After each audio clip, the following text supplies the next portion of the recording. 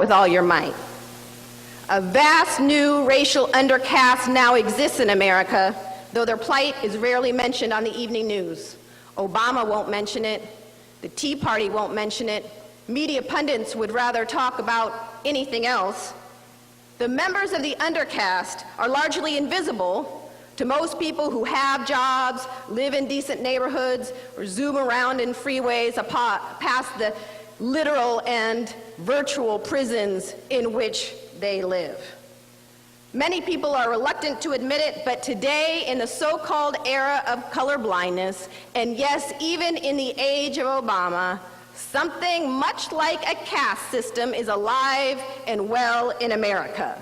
The mass incarceration of poor people of color today is tantamount to a new caste system when specifically designed to address the social, political, and economic challenges of our time. It is the moral equivalent of Jim Crow. Now, there was a time, I have to confess, that I rejected this kind of talk.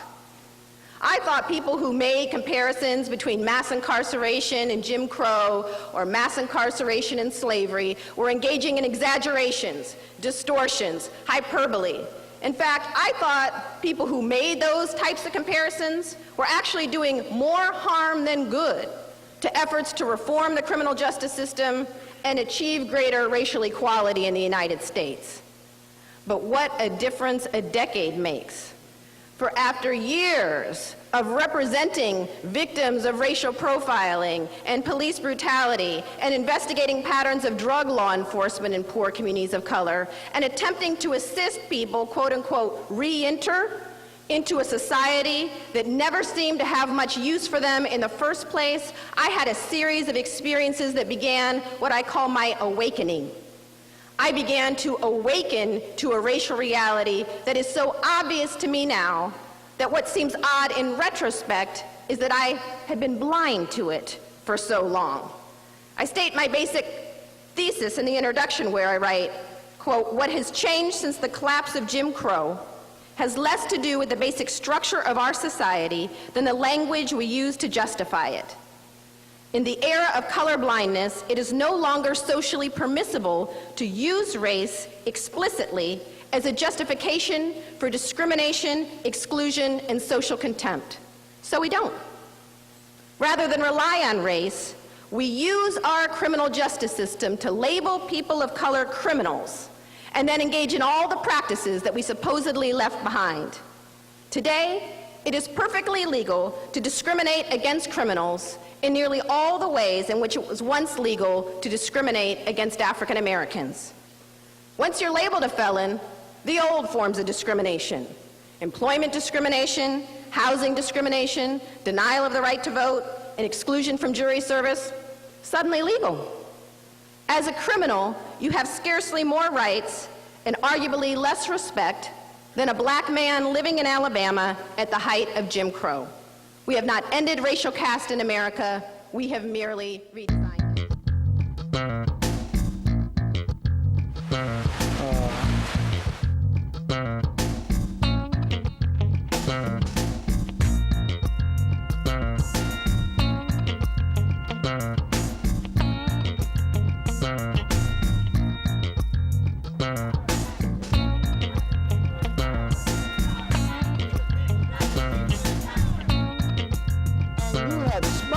Into the fact where the victim is now the perpetrator and the perpetrator is now the victim. Mm-hmm. And that just drives me crazy. All right, good afternoon. We're back. As you can plainly see, I have the incomparable Sekou Fortune with me. She's like old times, so I can almost sit here and enjoy my life while this brother drops wisdom on you. Shorten up that shot a little bit. I'm kind of scrawny. That was Michelle Alexander. She did the book, The New Jim Crow.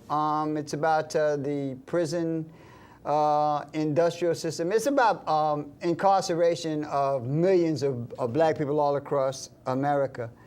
As you know, we were not here last week. They had white girls in hula hoops, and we'll be talking about that in the future. But we are back here today. Before we start, I wanna say a couple of things. First of all, I wanna say how much I appreciate my director, Sheila Berry. Sheila Berry has gone through so much. She's had operations, she has breast cancer, and she has been a warrior like none. She's had hip replacement, knee replacements, and always she's come here with a good heart and a good mind. As a matter of fact, they had an event Saturday where they honored her brother, who is the pastor of Baptist House of Prayer on 126th Street in Harlem. He had been pastor for 30 years. And Dorothy Norwood was there. She sang. I'd hoped to bring some of that footage, but the incomparable Veronica Kitt didn't bring it, so I'm gonna tell.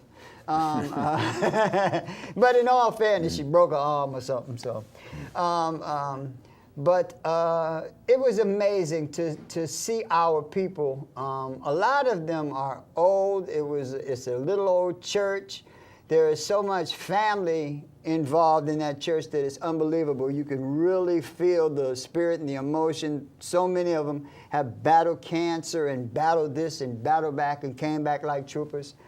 Last week was election day. And they changed the polling place on me, and they changed the way that they had elections. And I was like blocks away and avenues away, and I was in one building, had to go to another building. And when I get to the polling place that I ultimately had to be at, I see all of these old people, old women in crutches, women, young girls with kids, homeless people standing on lines for hours. And when you get in, there's more lines. And all of these are poor people.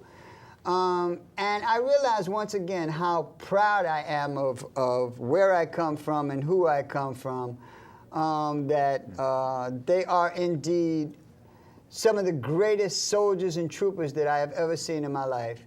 And I am very, very proud to be from this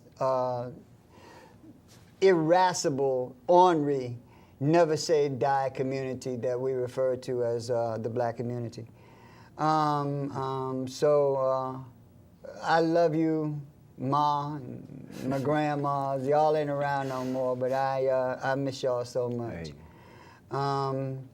So having said that, having set the tone, I got my brother here, and we're gonna talk about what we're going through now, the future, the election of Barack Obama, the Republican agenda, how we navigate through all of this, because we were never mentioned in any of this, and maybe we can come up with some suggestions, conclusions.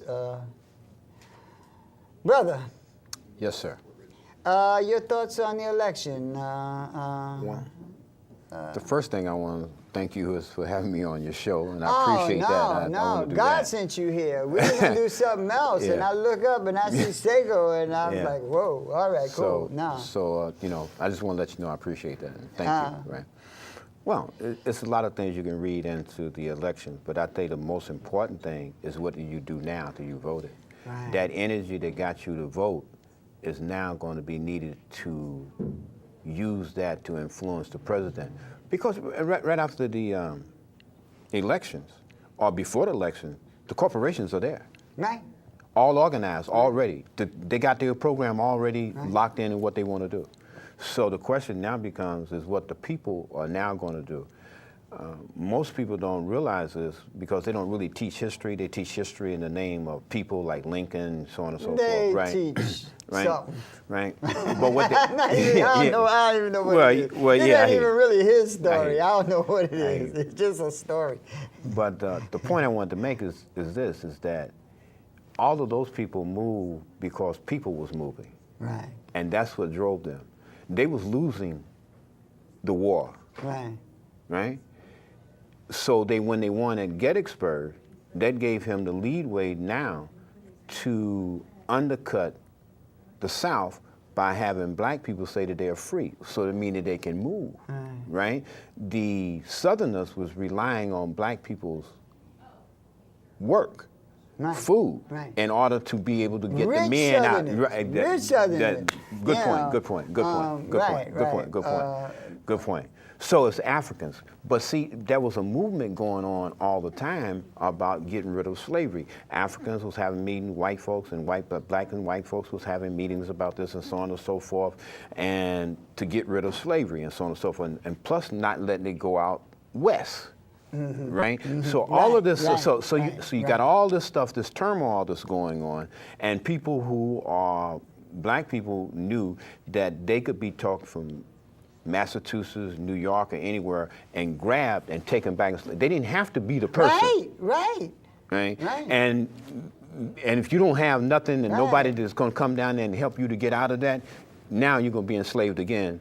Or if you wasn't enslaved, It's sort of like stopping frisk. Don't nobody care about your damn papers. Yeah, exactly. You know, they stop you in a minute and where your papers. I don't care nothing about your papers. And the famous thing that people put on Roosevelt, he did that because he was under pressure. Correct. And the same thing with Lyndon Johnson. Correct. Right? So now, if you apply pressure to these people, you can make them do things for yourself. But then you have to be organized. You see how the civil rights movement was organized? You see how the workers was organized under Roosevelt, as it dealt with unions, as it dealt with anarchists and communists and people who was generally disadvantaged, and these people was using these people, not using. In other words, when they was throwing people out of their houses, the communists was going to put them back in their house and put their clothes back, put them back into the houses, right? That happened in New York. That happened all over, right? That they was doing these things. Also, they was making outreaches to African people. So was the anarchists and so on and so forth. And so all of this coming together, people moving around the United States, unhappy with what's going on, losing their jobs and demonstrating and stuff like that, so on and so forth. That energy was being used by the people who was already, and they came to Roosevelt and said, look, and they gave him a program what to do for the people because they was going to do the austerity program that they're trying to do now. So, one of the biggest problems that black people have, the so-called African American and so-called Afro-American, but black people, especially black people who are the sons and daughters of the Middle Passage in America, all over this, the New World, is that we have lost so much of ourselves. Conversely, white folks have been manipulated and bamboozled into thinking that they were somehow meant something forever, and they never really meant anything. If white folks meant anything, there would never have been a Magna Carta. If white folks meant anything to white folks, they'd have never brought black folks over here to put them out of work in the first place. And one of the advantages that Roosevelt had was that he was in a time where it was somewhat separate. Government was somewhat separate from corporations, and he had a bit more power than government officials have today. Now everybody just works for the corporation, lock, stock, and barrel. They've given everything to corporations. As a result, what you have now is a strange phenomenon. I like to say you have pagans masquerading as Christians trying to convince barbarians that the way to get ahead is to kill heathens. That you have all these gold-worshiping corporate money entities pretending to be Christians so that they can get these knuckle-dragging rednecks fired up and hating everybody and everything, thinking that that is somehow going to improve their life. And the pagans make off like bandits, and the barbarians really never know what hit them. They're so programmable, it's unbelievable. The heathens, which I call us, are the most spiritual people. And I think we've spent far more time arguing with worthless barbarians and not enough time keeping our eye on moving ahead in this land ruled by pagans. As a matter of fact, we've actually fooled ourselves into convincing ourselves that we are part of the barbarians and the pagans. Which is a big reason for our condition. We think that we them, you know. Trying to emulate them. Right. We're not even trying to emulate them. We think we like them. We think we all like one big happy family, even though the statistics and the money doesn't bear that out. We had Michelle Alexander leading off. That's black people. I mean, there's millions of black people in jail. The numbers ain't even. Or connected.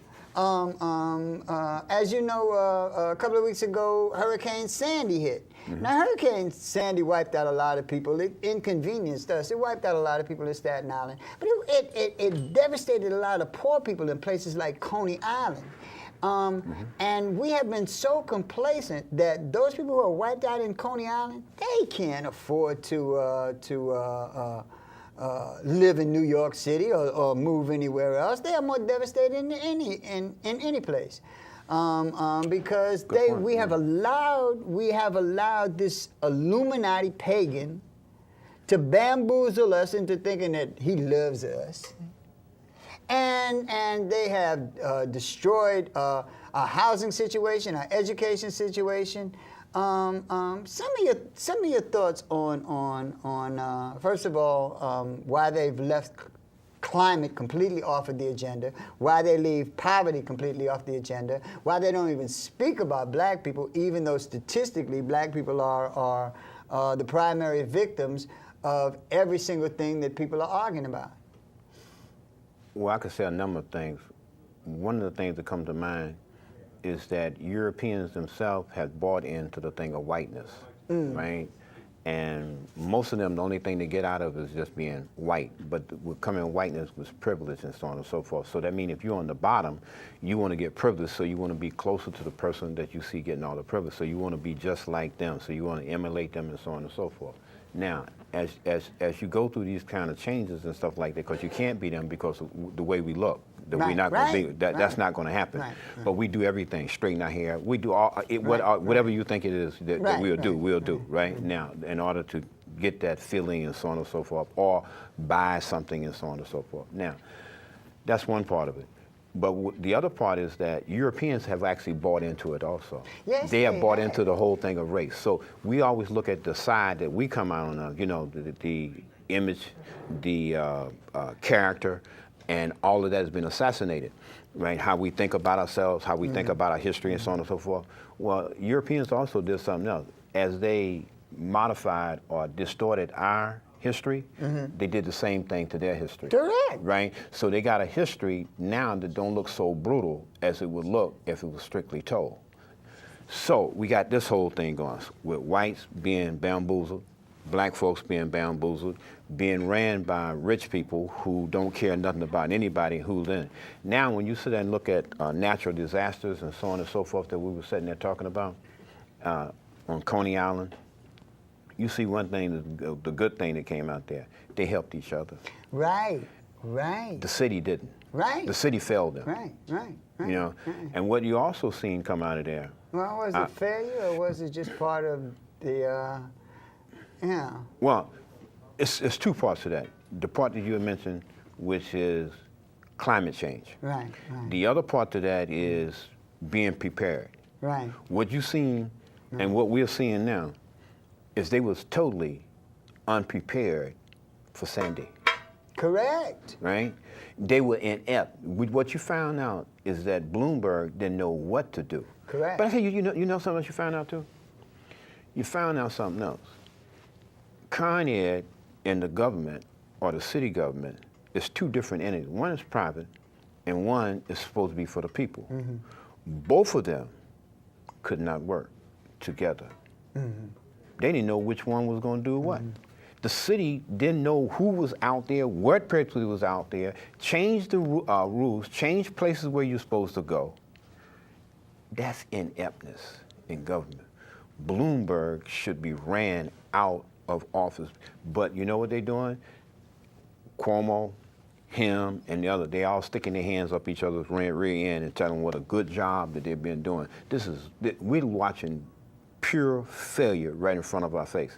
Now, if it's not been for people helping people, more people would have died.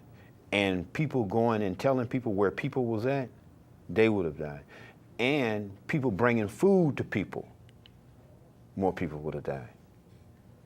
So we got a lot to say about what those black folks did out there, Long Island, Staten Island, and other places, what they did, and how they did it, not the government.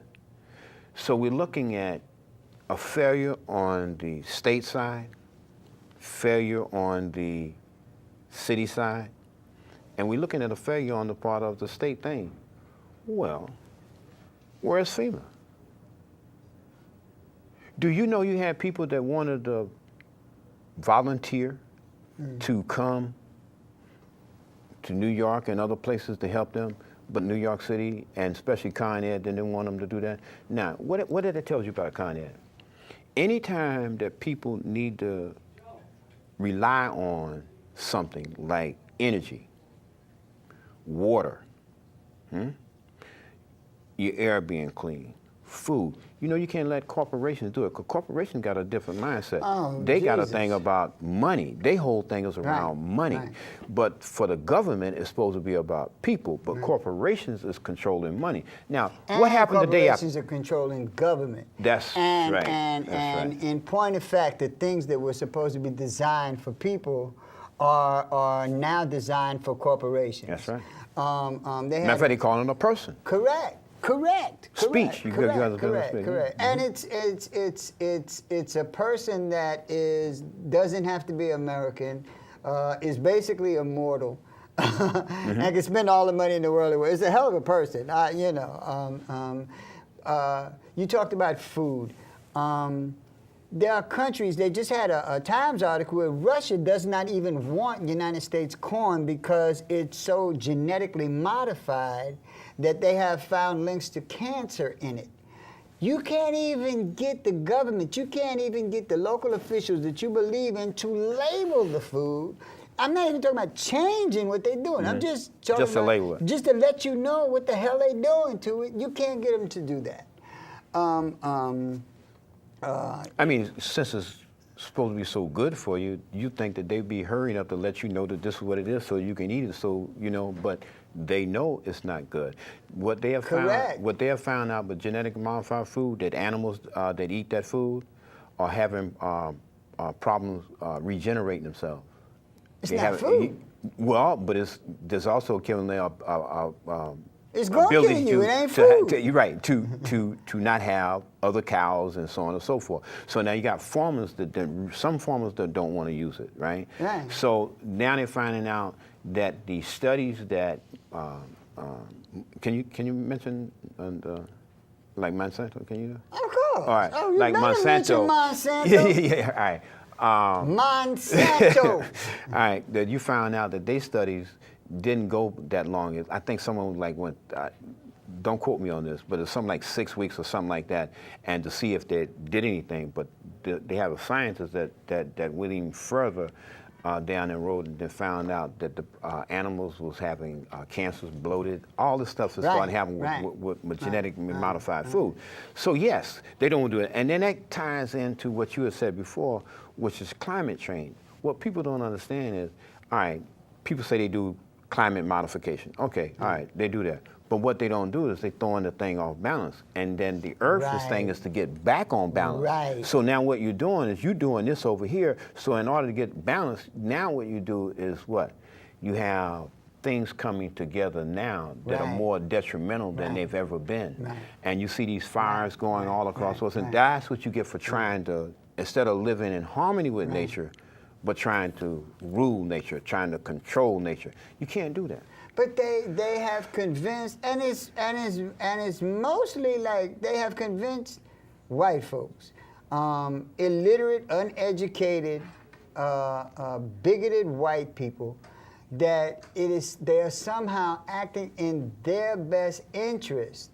That it is in their best interest to go against the planet itself, to go against the natural order of eating, to bet everything on the fact that if you just allow the richest people in the world to get richer and richer and richer. Somehow, some job is going to trickle down to your sorry behind. And it's just some strange, convoluted logic, and they use racism and hatred and this strange, convoluted religious thing to push this crap across to get them to behave in this way. And none of it makes any sense. I mean, I can see if killing me was going to benefit you, you know, I can see it. But you ain't killing me. I'm used to this struggle. You have destroyed yourselves. What is it? The pizza place, Papa John's. Papa John's. Now they say that if you just if you just keep the taxes in place and you don't put in health care for corporations, that you will somehow generate jobs. Papa John's is $1 billion corporation. It laid off for basically chicken change for a few $1 million, for like $44 million. It's laid off or really change the work conditions of the whole corporations to protest having to provide health care for these people. So they got everybody working on 29 hours with no health care. And the amount of money that they would have to spend on this health care is infinitesimal. It's nothing. It's just a protest move. These are the people that you are depending upon to save your rancid behind. I don't understand the logic. Well, I think what you said the first time, the thing about them being white, Christians, and so on and so forth, they have bought into a bill of goods like we have. Right. And that bill of goods that they're doing is what the corporations say that they need, that they say yes, because we're going to create jobs. And if they sitting in there was actually, like you're saying, you'd be rational, right? Well, they would sit up and seeing that these jobs are being exported all out. China, India, Indonesia, Mexico, anywhere. For cheap labor. And those jobs are not coming back. Right? So white folks who had these jobs, $150,000, $200,000, where they was making money doing these different things on these corporations. Well, they got a guy now over there that's going to do it for $10,000, $20,000. You think that job is coming back? That job is not coming back. See, what I was saying before about Con Ed and other things, corporation has a different mindset. Their thing is about profit. They're shareholders. And what you find in the thing, the shareholders are getting more for their money, and you find the CEOs and the top people are getting more. In other words, that money that Papa John, if you look at what they paying each other for salaries at the top, it'll cover the healthcare system, where you just got rid of one of them guys probably, right? As a matter of fact, in point of fact, they are legally obligated. They have a fiduciary responsibility to their shareholders. So they have a legal duty to not worry about you, not worry about the country, not worry about the planet itself, and only worry about their shareholders. They have a legal duty to do this. That's right. You know, and they do it. And it's about profit. It's not about people. Profit. And how do you do that? You have to bamboozle people. You have to make people think that what they're doing is in your interest. Correct. Because now they're going to control the paper. That's why when you have like Manhattan Cable or the Donor of the Bronx and so on and so forth, or BAI and all these kind of things, or any other outside of the box thing, they are all controlled by advertisement. Advertisement is coming from corporations. So now what you going to do? Are you going to talk about global warming, and I got these thing in for gas, I got this thing in here for oil, I got this thing in here for nuclear power and so on and so forth? So they're not going to do that. They're not going to do no editorials get up there, because they'll lose that money. And you know most papers are what? Crippled right now, period. And so they definitely not going to do it now, because they're crippled. Because what? They're losing what? People who are buying these papers. So therefore, if they lose the corporations, they lose the business. So they're not going to give you the truth on anything, and they'll keep things out there. I mean, the kind of questions that Barack Obama and Romney was answering was child's questions. Right. They still talking about a whole lot of nonsense about this guy cheating on his wife. I seen his wife. I'd cheat on her too. That's cool. That's cool. Oh, man. But let me ask you this, because you are, if nothing else, a historian, and you really specialize in Kemet and Africa. Christianity within the African American community, the black community, but I guess the New World community, where Africa is becoming more and more Christian too. Has that been a positive influence on us, a negative influence? How do we get caught up in this stuff, and what's it doing to us? Whoa, that's a real deep thing. Man, they be coming up. Hit me across the head. You know what I mean? All right, I'm gonna try to put this in a nice way. All right. Just make it truthful. Okay, look. Make it plain.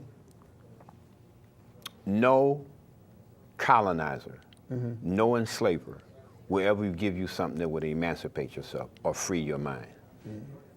That doesn't, but it'll wrap your mind around the ideas, the thoughts, and all that other stuff that they want you to think, right?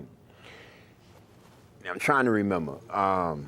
There was 3 things that they taught the church in the beginning, the people that was going to preach to people. All right, Europeans found out from Haiti that the person who was the catalyst around the Haitian Revolution was a brother who was into voodoo, right? Now you understand why it's a bad thing? Yes. Right? Now they also found that out in South Carolina, that the brother that was around that, I think his name was Joe something. Anyway, he was a practitioner of African religion, that was around him. Now, by the way, this is a little off the thing. When some of the brothers up there was being hung to the thing, and they was like that, crying, Right. kind of like messed up behind it, right? This guy that was part of religion, I think his name was Joe, I forget his name. Denmark Vexy and I know. Yeah, I know you're talking about. I know you're talking about. You know what he did? Right. He stepped up first to be hung. Right. Now, I'm saying that to say this, right? So Europeans then, because before that they was arguing, should they do us religion or not do religion, and so on and so forth. But after the Haitian Revolution, they looked around and said, whoa, right? So now, they give us a religion, but they tell us something, and the church has not broken away from that yet. Forgive your enemies, because they knew not what they do. The meek should inhabit the earth. Work hard, and another, love your enemies, love yourself, right?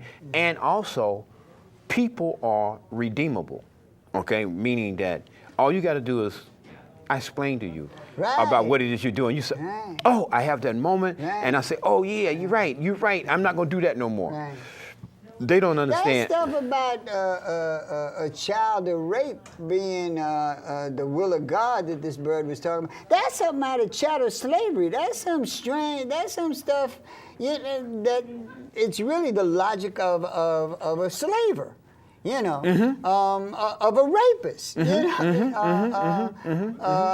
surprised that no one picked up on, or maybe just no one had the audacity to just say the truth. The women who got raped, they blame the woman for her sexuality. Correct. That made them do that. Correct. That is. But they don't realize that they are the one that's doing the thinking. Right. And they're the one that thought of that. In other words, a psychopath will never, ever say that I did this because of me. No, it's the same thing with the killings. It's the same thing with the things that they do. It's the same thing that Michelle Bachman in the beginning of the thing, she's talking about the penal system and stuff like that, how it feeds off black people. Well, they blame you for it. Correct. Right? So they blame you for being murdered by them. Right? They blame you for the poor education that you get, right? So all down the line, they don't take and they always tell you to do what? Take responsibility. But they don't take no responsibility. So if I rape you, It's your fault, And- especially when it comes down to black women. Even if you have not actively done anything, they say that you have a proclivity to do stuff, and you would have Exactly. done it eventually anyway, so it's still justified. You're a walking suspect. Correct, You're a correct, walking correct, suspect, correct, right? correct. So anytime I see you, I can harass you and I can do what? Correct. Arrest you, beat you, kill you, whatever. Or racially profile you. Right. Now, anyway, I was sitting there telling somebody once, look, if you give me the authority to do this, I can create crime anywhere. Right. Right? I can create crime outside of a drugstore Right. by just sitting there fishing people. And I'm talking about down on 96th Street, right? Or 57th Street. Just by them going into the thing. In other words, they got phony what? Some of them got phony what? Prescriptions.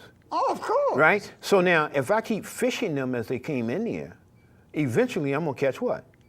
Somebody with Right, something. right. That's what they're doing to us. Right. You understand? Eventually I'm going to catch somebody in there. Right. Right? And eventually I'm going to catch one of the pharmacists down there. Right? And then I can do a whole thing on criminality. Right. And I can blame it on them. But they even rationalize the degree of criminality so that we can be caught with the same things, but they rationalize the white kid as being mischievous, and the black kid as being criminal and dangerous. Same thing. That's right. Same damn That's stick of right. reefer. That's right. Same damn little infraction. I mean. When we talk about millions and millions of people, black people in jail, the majority of those people are not in jail because of violent crime. The majority of those people are in jail for crap that nobody should be in jail for. That is true. But let me tell you something that's even worse than that. You take black folks, right? They talk about all the murder that black people do around America, right? Right? It's no comparison. I want you to think of this, right? Right. No comparison to Monsanto. It's Oh, no no, comparison no. to the drug. In other words, using the drugs that they give you for a specific prescription that you're doing it right will kill you. One of the things of those things, what they call how they phrase it? Anyway, one of the things that they look on the prescription that it would do, what they call it, the full effects, that could happen to you. Oh, yeah. Yeah. I forgot the word. Right. But anyway, in that is death, and some of the diseases that it actually give you those diseases. Now, they know that when you take that people's going to die Right. from taking it. Right. Now, have you ever seen a CEO gone to the court for murder? But Or most of this the stuff stop they go? know before they put it out there. That's they my point. rationalize that That's they, my that- point. that That's if my point. They can keep it in court, and if they have to settle, it'll be for peanuts, and they'll still make billions and billions and They'll billions make of dollars. 10 billions Right, and give right, them $1 billion right, back. Right.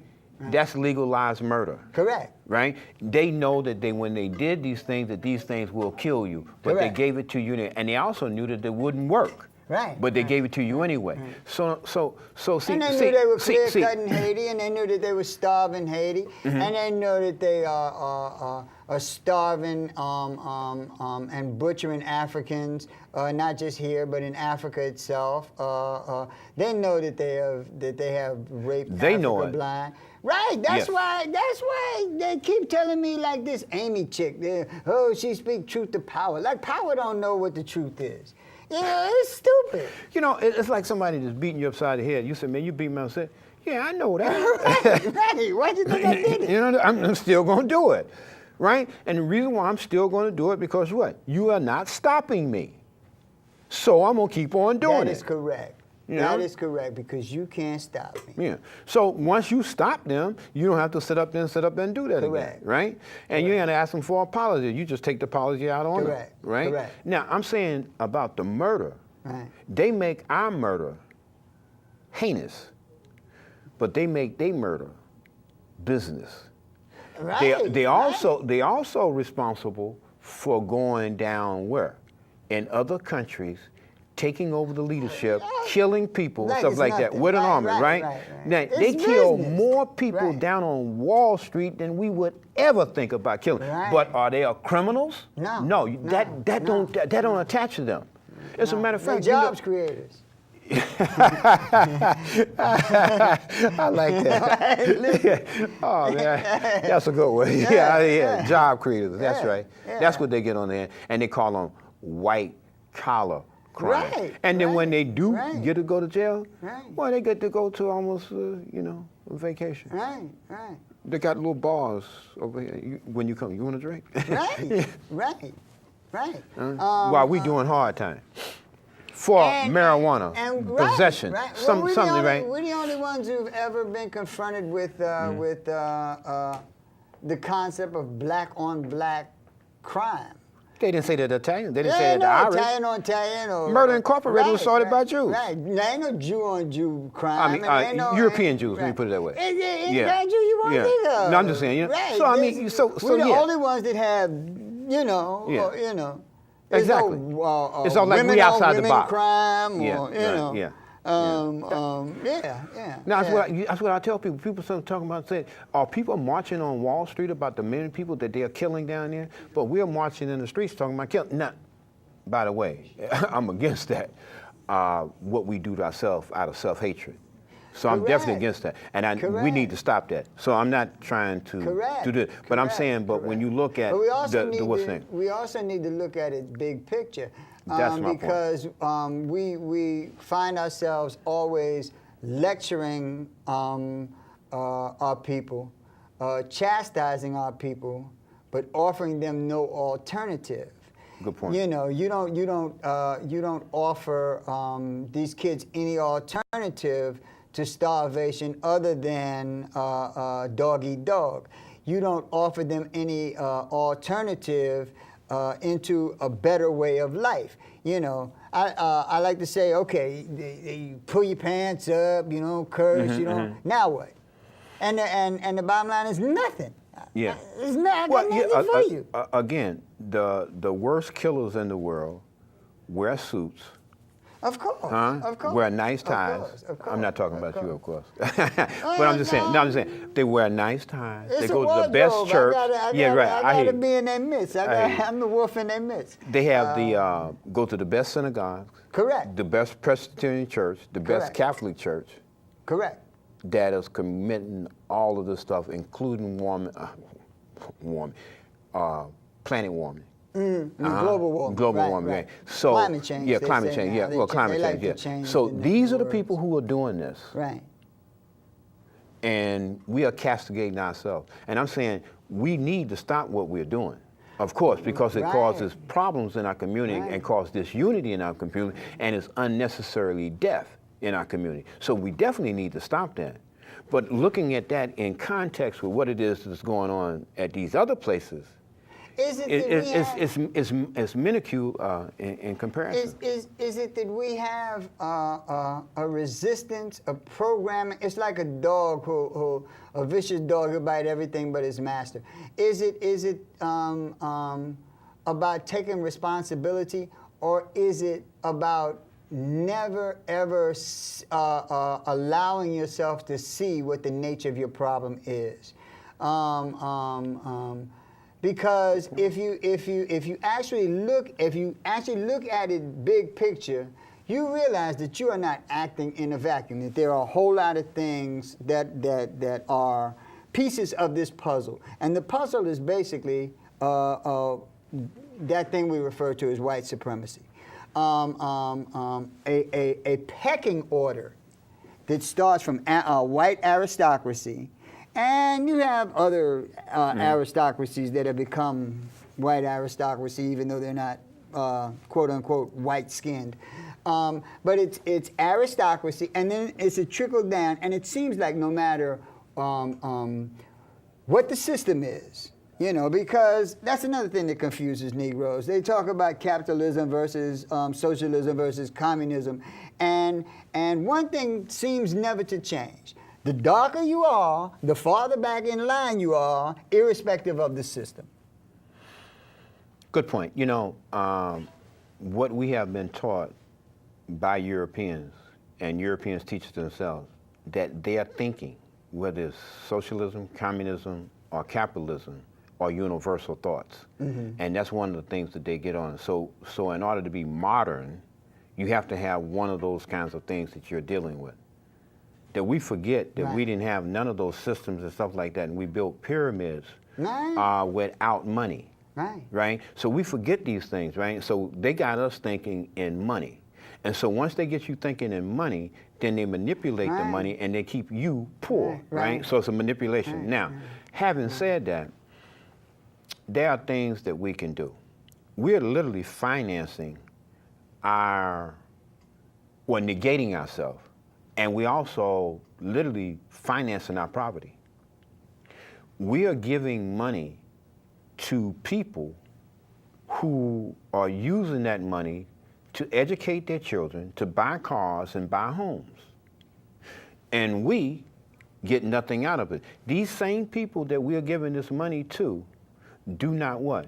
They do not give anything back to the community at all. Only thing they do is you know, they got this thing that say, you see that sucking sound? That sucking sound. It's just sucking the money out of you, right? And if you were saying that was a person and you had things topped up to the thing and all his veins are just sucking the blood out of him, well, eventually that person what? Will die by sucking the blood out of him, right? Well, that's what's happening to our community. Our community is dying right before our eyes because we are giving up our money to other people and building them up and not building ourselves up by how we buy things. Correct. We get like 5 cents on a dollar for we don't even think of money or wealth as opportunity to like learn and grow and do things, and we think of basically like things as status. And the more things you have, even though it's irrelevant crap, the more things you have, the more status you have. And in point of fact, we beg, we steal, we borrow, we go into debt 10, 20 times our worth to accumulate things. We can convince people who have less things than us that we are somehow better than them. This is some sort of strange mental illness that capitalists feed off that. Right. Because the more things you have, just the more what? Money that they make. Right.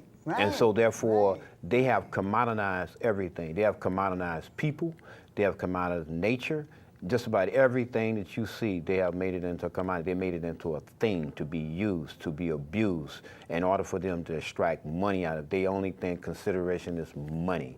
And that gets back to what you were saying before, which is why it is that other white people, Europeans who classify themselves as white people, whatever, don't see that, and how this goes against their own very interest, because they use them as fodder like they use us as fodder. But see, one of the things that they got them looking on us, Hispanics or Latinos and Arabs and all this other stuff as terrorists. And the biggest terrorists on this planet are Europeans. Correct. And they can, listen, if white aristocracy cared about white poor people, they would never have enslaved black people. The reason why that they brought us here in the first place is because they didn't want to pay white folks, because white folks charge too much. They wanted a free labor force. And they got it. Yes. And that is the exact same thing they are doing now. When I talked about the Magna Carta, the reason why they drew up the Magna Carta is because they would cut off your testes if they caught you hunting the king's deer. That's the part of history that people really don't understand, because all property was owned by somebody. And so therefore, when you out in the forest and you think you're in the forest and you want to do something over there, that is the Duke's or that whatever, that's his property. Now you can be murdered. You know, Europeans, what we were saying before, feudal system can be murdered with impunity. You know, the knights could kill with impunity? Right. And rape with impunity. With impunity. Because Europeans meant nothing to them. They did this to themselves. If they did that to themselves, what do you think that they got coming? And when they done put you on the outside, what do you think they got coming for you? See, we don't think about that stuff like that. They don't think about that. That's true too, because they don't know their history. Right. And they don't know our history, and Europeans do not teach that history like that. You have to get books that are off the what's-the-name to sit up and actually talk about what it is that they was actually doing. Right, right. So before they got to us, they done warmed up on themselves. I mean, I don't think I put it in the machine, but I think there's a CD I'm talking to. You people watching at home, forget what you see. Forget the man behind the curtain. I left the CD with the closing music on the table there. I think it says CD on it. You got to figure it out. It's number 3. If you know what I'm talking about, cool. If you don't worry about it. But in an odd way, in the strangest way, what has been done actually works to the benefit of poor black people, because what they have in effect done is eliminate millions and millions of white people from the employment roles on jobs that require nothing but white skin and no skills. And in a strange sort of way, they have leveled the playing field to where you finally have a dog-eat-dog situation. Because if you looked at the construction union, the carpenters union, or any of those little unions where you work with your hands and whatnot, for the most part, they're whiter than the KKK. And it's not because you need some sort of rocket science degree to do this. I mean, we're some of the greatest builders. We built this country. We built Africa. I mean, as a matter of fact, we were the only ones with any Washington, skills, D.C. right? You know, before the cotton gin was invented, we were the only ones with any building skills in this place. You know, black people between 1865 to 1920 had the most inventions than any other ethnic group in the country. Right. In 1920, yeah, 1920. Yeah. Right. Yeah, Right. than any other group in the country. Right. Yeah. Yeah. You know what George Washington did, Carver? Did with the peanut and what's the name and all that. I mean, it's amazing. Yeah. He saved the South and the Dust Bowl. But we don't get no credit for that because we still supposed to be deaf, dumb, and blind. And we don't supposed to have them kind of brains to sit up and do that. Mathematics started with us. I've said that before. Mathematics, engineering, all that started with architecture, medicine, all that started with us. We the one that did Do that. we spend too much time trying to be validated by white people and not enough time just doing what we do and validating ourselves and believing in ourselves? Because it seems like we get very offended that white people don't love us and won't give us any credit, you know, and that it's more important to get the validation from them than to actually do things, Or and accomplish things. Sometimes it seems to.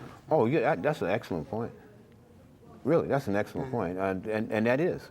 That validation goes so far that we want to marry one of them. Right. Right? That's how, you know, to have one of them. I mean, really, you can, don't and we take don't respect each other until we are validated by them. Yeah. Once we are validated by some, I mean, you could be in Broadway plays, dancing and flying all around, doing all sorts of great things, and it doesn't seem to mean anything until, you know, you get like a white folks award. Then all of a sudden you're a special Negro. And I don't want to take this out of context, but because I don't think nobody's ugly and I don't think nobody's really beautiful. So, but I'm just saying what we think in our head, what we've been taught to think, right? That we can take one of them that is horrible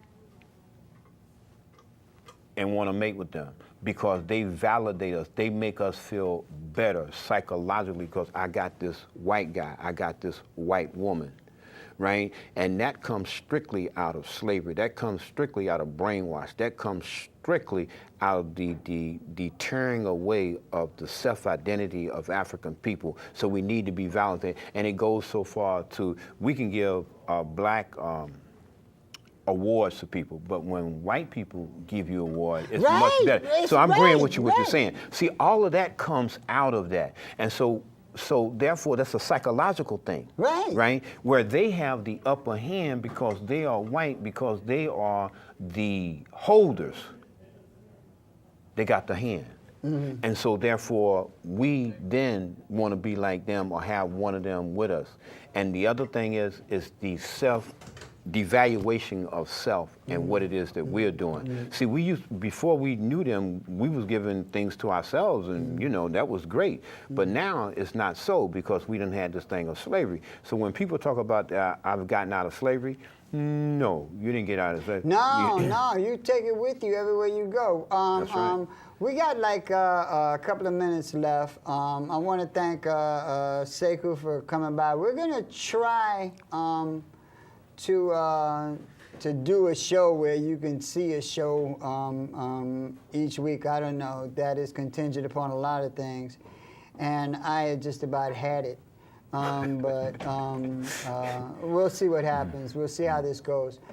I want to thank you so much for tuning in. Again, I want to give credit to my entire staff. They are troopers, and they work on so many things around here. We have brought so many issues to the forefront, and I'm just so proud of them all. We're going to see you next week. And in the coming months, we're going to be like shooting at the firehouse in December, probably up until March. So I'm not sure how that will work out. We'll see together. And hopefully we'll have a chance to do some good things. We have some people who work with cancer victims and women and just a lot of things that we want to bring in the future. So we'll see how that works. We'll see if it means anything. If it means something, then we'll be able to do it. If not, then they can stick this up there. Anyway, we will see you next week. Peace, love, prosperity, peace and soul, like Don Cornelius said. And thanks again for tuning in. My brother, I want to thank you so much for taking the time to just sit down and do this. Man, one never knows what's going to happen when you're walking in here and stuff like that being around. But I like to appreciate it, man, for having me over.